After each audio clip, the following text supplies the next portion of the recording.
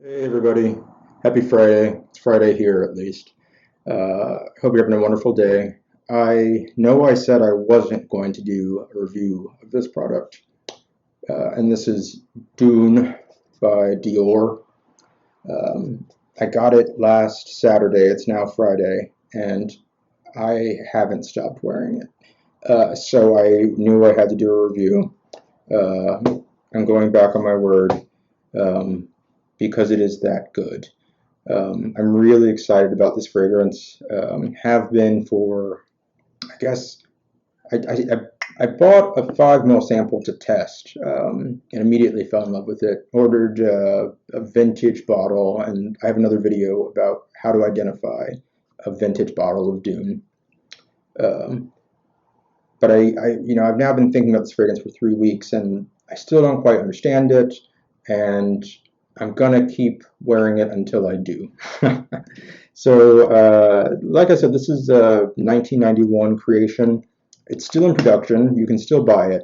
The reason I sought out an older bottle was, I haven't smelled the newer formulation, but everybody attests that um, the newer formulation is in a similar vein, but it lacks some of the depth, some of the mystery, and frankly, some of the quality that the original release had.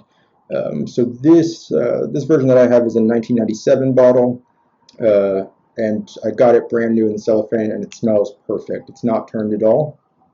So that makes it, I think, 15 years old. 15? No, older than that. I can't do math at all. It's 25 years old, and it smells perfect. So the original concept behind this fragrance was it's inspired by Christian Dior, the actual man, his hometown in France, which is called, I believe, Granville. I can't speak French at all. Granville, it's in Normandy. It's a beach town, but it's in the north of France, so it's not a tropical beach. It's a pebbly beach, and it's supposed to be all about where sand meets sea and womanhood and a lot of really noble things. Um, but since it was marketed, it has been known as kind of this mysterious, amorphous, really hard to describe fragrance, and I think that's right. It's and actually I'm wearing it. I haven't stopped wearing it at all this week, so I have it here and here, but I'm gonna spray some more on. I'm gonna spray it here. And my whole house smells like Dune now. This stuff has real lasting power. Anyway, so it's supposed to be a beach-inspired fragrance, um, but not tropical, and you do get that, but it's a very particular, obscure kind of concept because there's beachiness, but it's a sad beach. It's not Panama City. It's Puget Sound. It's dark. It's foggy.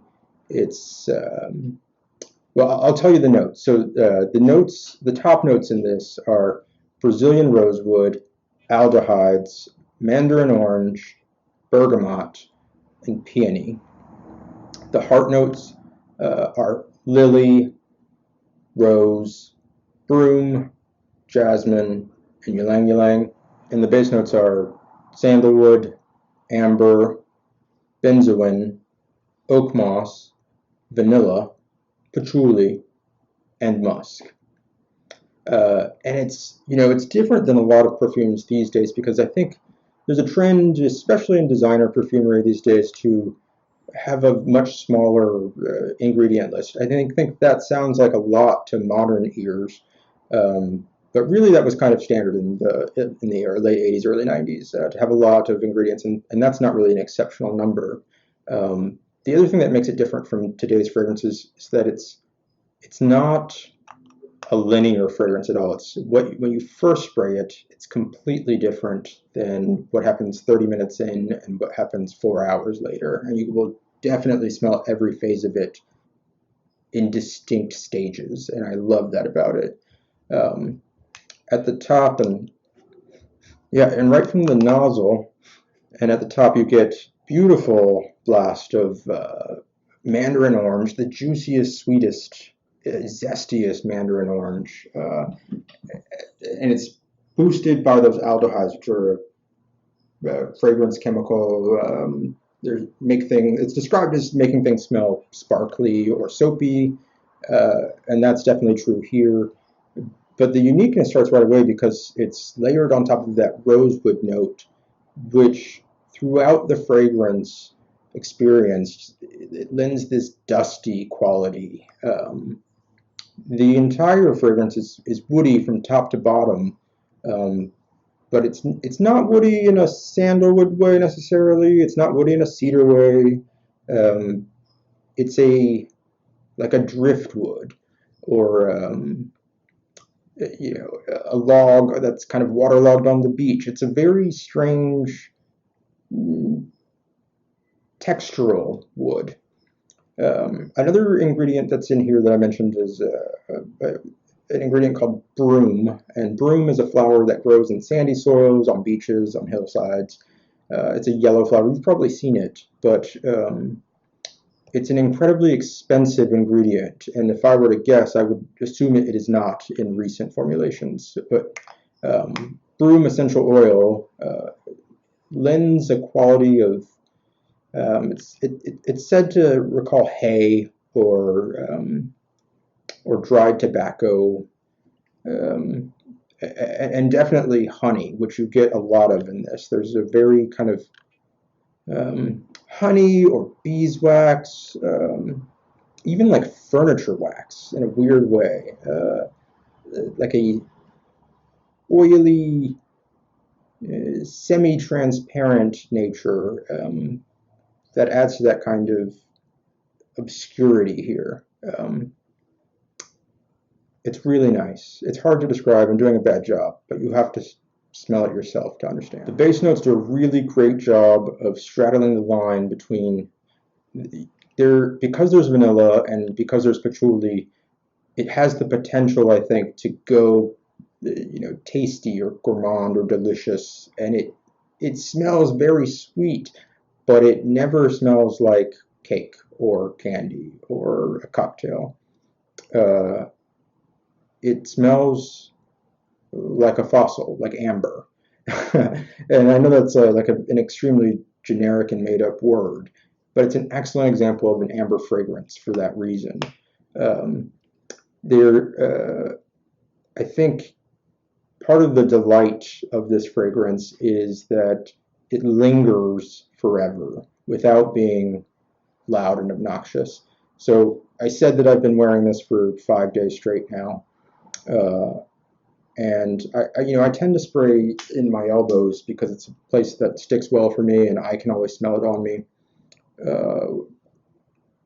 And I'll wake up in the morning, I'll have worn it to work, 9 to 5, come home, shower, go to bed, and wake up the next morning, roll over, and I can still smell Dune. It's kind of nuts because it's an eau de toilette. It's at no point when you spray it is it really a loud experience. It's not going to choke people out. It's not. There's some perfumes where if you get too close to them, they kind of sting your nose. This is never that way. It's always very soft and diaphanous. A very close bubble. But it will last on your skin, not even just your clothing and your bedding. It will last on your skin for 24 hours. And at no point in the wearing experience do I cease to smell it. If I lean down at 5 p.m. after wearing it at 9 a.m., I can still smell it just as clearly as when I put it on. It's different because we're now in the kind of dry down. It's more woody. It's less fresh, of course. But it's beautiful and it's there, and I love that about it. So I started this week by saying I wasn't going to do a review of this fragrance. Here I am, rambling on about it. I appreciate you sticking with me because it's been an experience that has brought me a lot of joy this week, and I hope that even if it's not this fragrance, that this week you find a fragrance that makes you feel really happy and proud to wear it. Thanks for watching, and I'll talk to you soon.